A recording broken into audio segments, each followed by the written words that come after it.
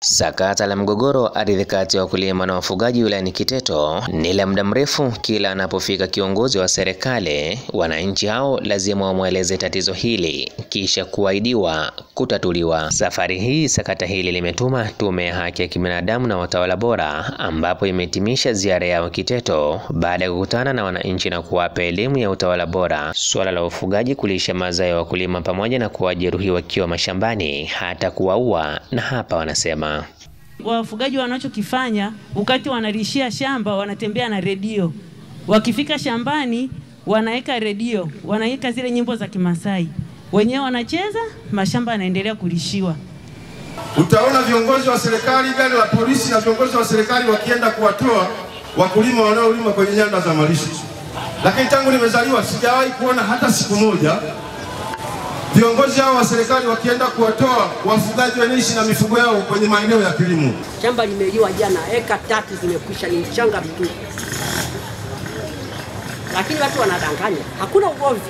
Ugomvi ulikwisha, Masai wafugaji na nani sasa hivi wakulima, yani hamna shida kabisa. Msisikilize hilo. Ni wanadanganya. Kiukwaji wa mpango wa matumizi bora ardhi ya vijiji navyo vikatajwa.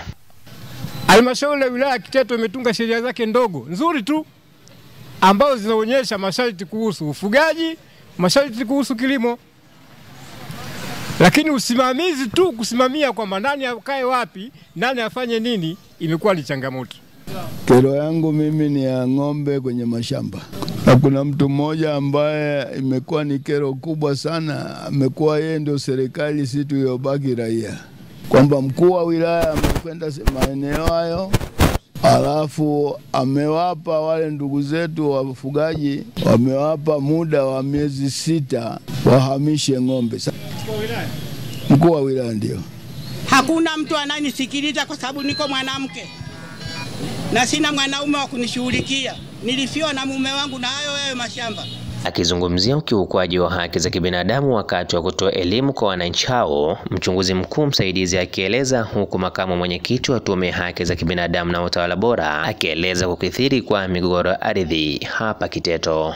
Tukizingatia hizi haki za kibinadamu, hakutokuwa na migogoro baina ya serikali na wananchi. Yaani sehemu nyingi ambazo tumekwenda kumetembelea, migogoro ya ardhi ipo kwa kiasi kubwa sana. Hii tunataka kusema kwa mkoa wa Manyara, hili limechukua nafasi kubwa sana. Nikiripotia Dodoma TV kutoka hapa wilayani Kiteto mkoani Manyara, mimi ni Kitana Hamisi, Kimvuli cha Jamii.